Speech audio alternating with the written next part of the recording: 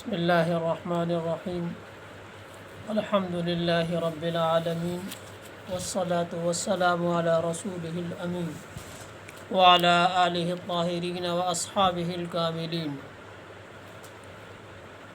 آج پورے ملک میں چاند کہیں بھی نظر نہیں آیا ہے، جس کی بنیاد پر عید الفطر انشاءاللہ متفقہ طور پر پورے ہندوستان میں 25 مئی بروز پیر کو انشاءاللہ ہوگی۔ اس وقت چونکہ پورے ملک میں لاک ڈاؤن چل رہا ہے، جس کی وجہ سے حکومت کی طرف سے مساجد میں اور عیدگاہ میں 4 یا 5 لوگوں سے زیادہ نماز پڑھنے کی اجازت حکومت کی طرف سے نہیں دی جا رہی ہے۔ اس بنیاد پر لوگ انتہائی شش و پنج میں اور انتہائی شکوک و شبہات کے اندر مبتلا ہیں، جس کی بنیاد پر اہل علم کی طرف سے خصوصیت کے ساتھ دارالعلوم دیوبند جو مسلمانوں کا بڑا علمی مرکز ہے اور جس کا فتویٰ پوری دنیا میں انتہائی اہمیت رکھتا ہے، دارالعلوم دیوبند کے فتوے میں مسلمانوں کو اس سلسلے میں رہنمائی کی گئی ہے کہ جس طرح مسلمان رمضان میں جمعے کی نماز 4-5 لوگ مساجد میں ادا کر رہے تھے، اس کے علاوہ دیگر حضرات اپنے جمعے کی نماز اپنے گھروں میں ادا کر رہے تھے، اسی طریقے سے عید کی نماز بھی اپنے گھروں میں ادا کی جا سکتی ہے۔ عید کی نماز کے وہی شرائط ہیں جو جمعے کی نماز کے شرائط ہیں۔ جس طرح جمعے کی نماز کے لیے امام کے علاوہ 3 لوگوں کا ہونا شرط ہے، اسی طرح عید کی نماز کے اندر بھی امام کے علاوہ 3 لوگوں کا ہونا شرط ہے، اور اس کے لیے خطبے کا ہونا عید الفطر کے لیے، عیدین کے لیے خطبہ جو ہے وہ سنت ہے۔ جمعے کے لیے خطبہ شرط ہے اور عیدین کے لیے خطبہ شرط یعنی واجب نہیں ہے بلکہ سنت ہے۔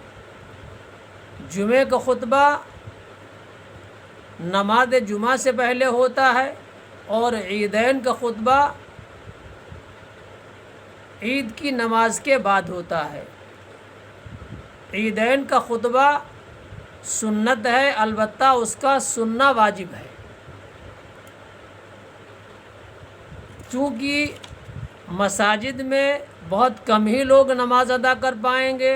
حکومت کے قانون کی وجہ سے لوگوں کو چاہیے کہ اس قانون کی خلاف ورزی بھی نہ کریں اور حکومت کی گائیڈ لائن کو فالو کریں اور اس کی پابندی کریں۔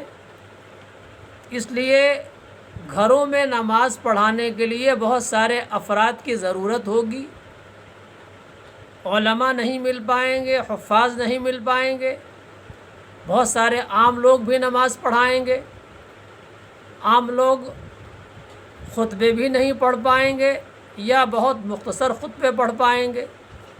اس سلسلے میں دارالعلوم دیوبند کے دارالافتاء کی طرف سے کچھ مختصر خطبے سوشل میڈیا پہ جو ڈالے گئے تھے ان کو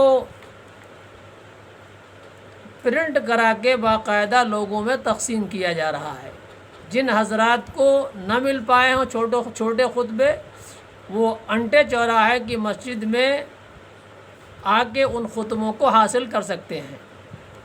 وہ انتہائی خطبے مختصر ہیں، اور جن حضرات کو وہ خطبے بھی پڑھنے میں دشواری ہو ان حضرات کے لیے اس خطبے کے نیچے یہ رہنمائی کی گئی ہے کہ اگر وہ خطبے نہ پڑھ پائیں تو دوسرا طریقہ یہ ہے کہ پہلے خطبے میں 9 مرتبہ اللہ اکبر اللہ اکبر اللہ اکبر یہ تکبیر 9 مرتبہ پہلے خطبے کے اندر کہہ لے، اور اس کے بعد سورہ فاتحہ پڑھ لیں. یہ پہلا خطبہ ہو گیا. اور دوسرے خطبے میں 7 مرتبہ اللہ اکبر اللہ اکبر اللہ اکبر والی تکبیر کہہ لیں، اور اس کے بعد التحیات پڑھ لیں یا درود ابراہیمی جو نماز کے اندر پڑھا جاتا ہے وہ پڑھ لیں. اس سے بھی خطبہ ادا ہو جائے گا. اور جن حضرات کے لیے یہ شرائط میسر نہیں ہیں، یعنی گھروں میں امام کے علاوہ 3 لوگ نہیں ہو پا رہے ہیں، یعنی 4 لوگ نہیں ہو پا رہے ہیں، تو چونکہ ان کے لیے عید کی شرط نہیں پائی جا رہی ہے، جس کی بنیاد پر ان کے لیے حکم یہ دیا گیا ہے کہ وہ اپنے گھروں میں اس دن چاشت کی نماز 2 یا 4 رکعت ادا کریں، اور اس سلسلے میں افسوس نہ کریں. انشاءاللہ ان کو اللہ تبارک و تعالیٰ کی طرف سے نماز عید کا اجر و ثواب ملے گا. چونکہ کرونا وائرس بیماری کی وجہ سے سماجی فاصلہ برقرار رکھنے کا حکومت کی طرف سے حکم دیا جا رہا ہے.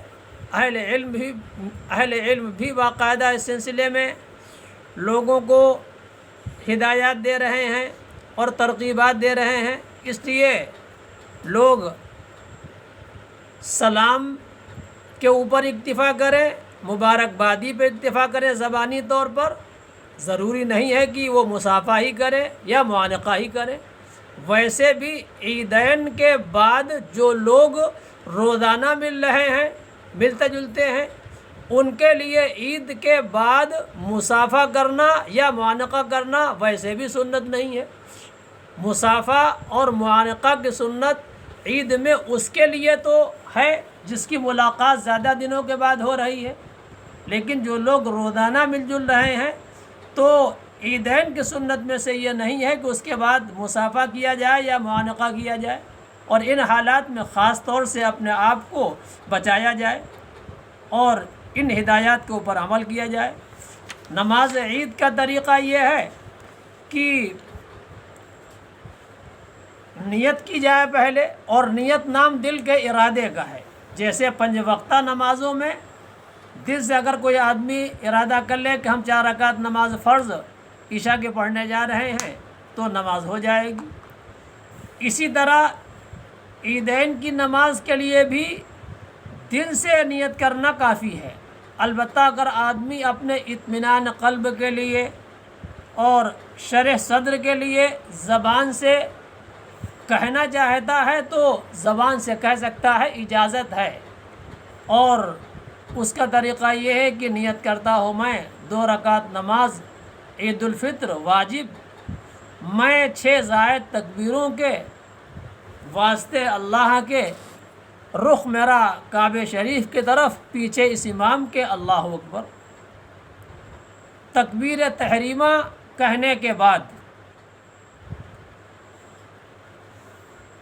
ہاتھ باندھ لیے جائیں گے اور اس کے بعد ثنا پڑھی جائے گی.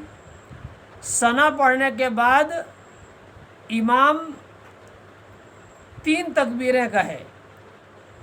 تینوں تکبیروں میں کانوں کے لو تک اپنے ہاتھوں کو اٹھائے گا، اور 2 تکبیروں میں ہاتھ کو چھوڑ دیا جائے گا، اور تیسری تکبیر میں ہاتھ کو باندھ لیا جائے گا. اور اس کے بعد سورہ فاتحہ پڑھے گا، کوئی سورت پڑھے گا، رکوع کرے گا، سجدہ کرے گا. دوسری رکعت میں پہلے سورہ فاتحہ پڑھی جائے گی اور اس کے بعد کوئی سورت ملائی جائے گی. پھر اس کے بعد امام 3 تکبیریں کہے گا. تینوں تکبیروں میں ہاتھوں کو کانوں کی لو تک اٹھایا جائے گا اور ہاتھوں کو چھوڑ دیا جائے گا. چوتھی تکبیر کہتے ہوئے رکوع کے اندر جایا جائے گا. یہ عیدین کی نماز کا طریقہ ہے، چاہے عید الفطر ہو یا عید الاضحیٰ ہو. گھروں میں نماز عید کی اس بار ہو رہی ہے تو اگر گھروں کی مستورات بھی نماز میں شریک ہو جاتی ہیں تو ان کی نماز ہو جائے گی. ویسے عیدین کی نماز مستورات کے اوپر واجب نہیں ہے، لیکن اگر وہ شریک ہو جاتی ہیں تو شریک ہو سکتی ہیں اور نماز پڑھ سکتی ہیں ساتھ میں۔ یہ چند ضروری مسائل عید الفطر کے متعلق تھے جو ہم نے آپ حضرات کے سامنے عرض کیے۔ دوسری ہدایت جو لاک ڈاؤن کی پابندیوں کے سلسلے میں ہے، اس کا بھی مسلمان مکمل طور پر لحاظ اور خیال رکھیں، حکومت کی ہدایات اور اس کے گائیڈ لائن کو فالو کریں، اور ماسک کے استعمال کے لیے کہا جا رہا ہے اس کا بھی اہتمام کریں، سماجی دوری بھی قائم رکھیں اور قانون کو ہاتھ میں نہ لیں۔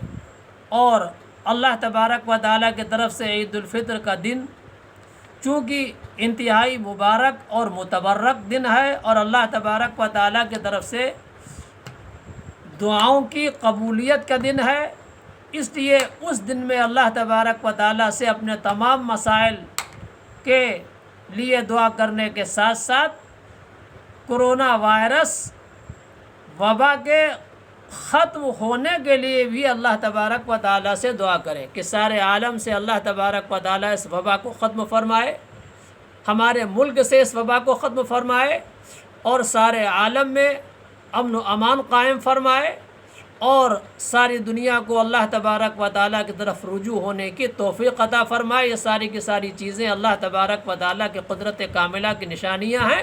اللہ تبارک و تعالیٰ اپنے قدرت کے مظاہر دکھلاتا رہتا ہے تاکہ عالم انسانیت اس ایک پیدا کرنے والے کی طرف مائل ہو جو اپنی طاقت اور قوت کے اعتبار سے سب سے بڑا ہے، اور ساری کی ساری طاقتیں اس کے مقابلے میں ہیچ ہیں۔ اللہ تبارک و تعالی ہم سب کو ان ہدایات پر عمل کرنے کی توفیق عطا فرمائے۔ یہ مسائل ہم نے آپ حضرات کے سامنے ذکر کیے ہیں، اور انتہائی معتبر علماء کے ذریعے سے یہ مسائل پہنچے تھے جو امانت ہے۔ اللہ تبارک و تعالی ہم سب کو اس پہ عمل کرنے کے توفیق عطا فرمائے۔ میں مولانا عظیم الدین قاسمی، امام و خطیب مسجد انٹا چوراہا، شاہجہاں پور، آپ حضرات سے گفتگو کر رہا ہوں۔ والسلام ورحمۃ اللہ وبرکاتہ۔